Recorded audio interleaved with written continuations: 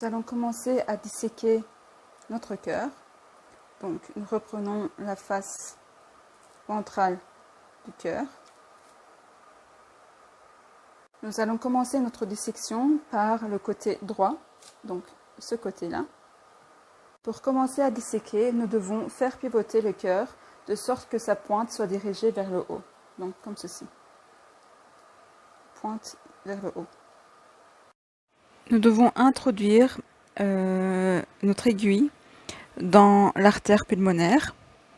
Donc, rappelez-vous, si nous reprenons la face ventrale du cœur, l'artère pulmonaire est le vaisseau sanguin qui est plus proche de la face ventrale et qui communique avec le ventricule droit.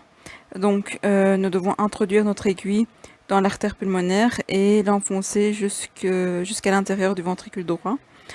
Ensuite, nous pouvons commencer à couper à partir de l'artère pulmonaire. Donc, et nous devons continuer l'incision en longeant le côté gauche du sillon interventriculaire et donc la paroi du ventricule droit.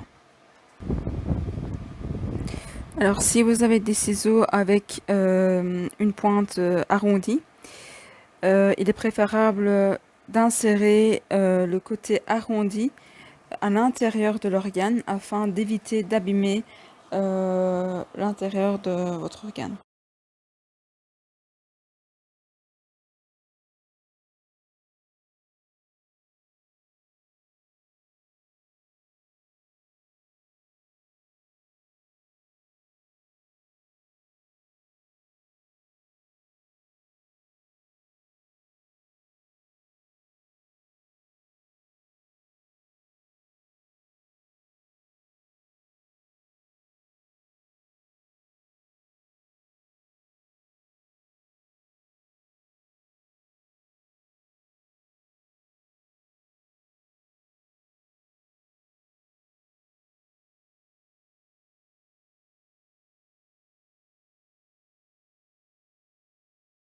Vous devez ensuite faire pivoter le cœur en position normale, donc la pointe vers le bas.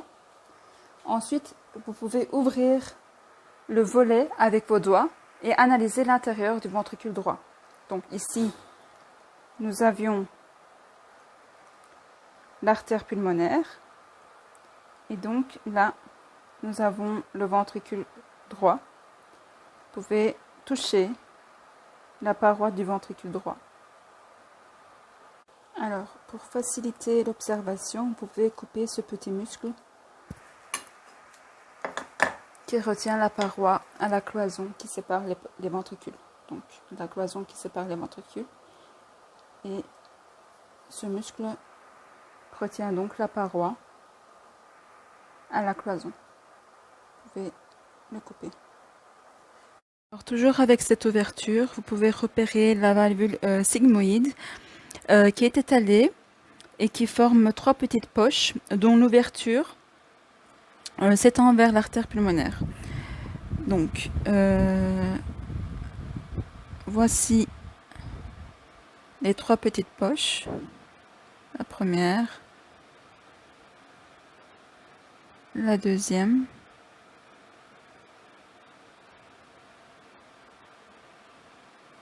et la troisième. Cette valvule s'ouvre et se referme et donc elle sépare l'artère pulmonaire et le ventricule droit. En temps normal, elle est fermée.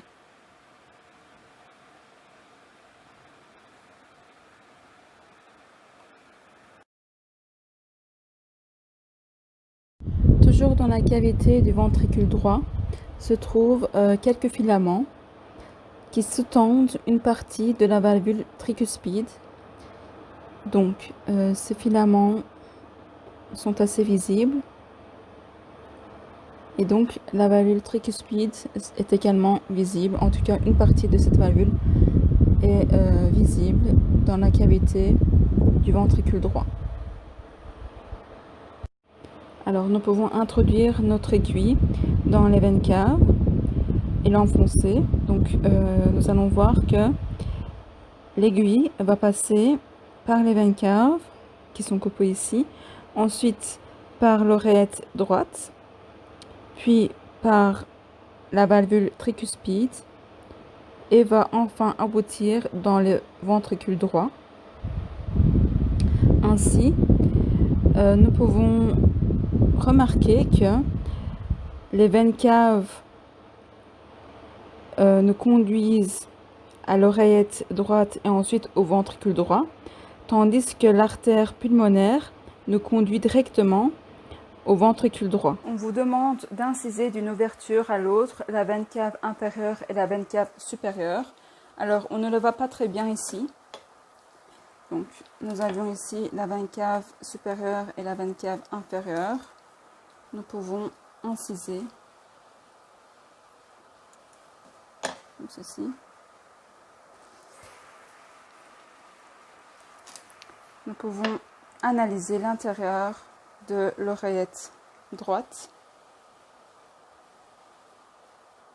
Alors, nous pouvons également inciser cette partie-ci, donc introduire le bout de nos ciseaux dans les veines caves. Commencer l'incision à partir des veines caves.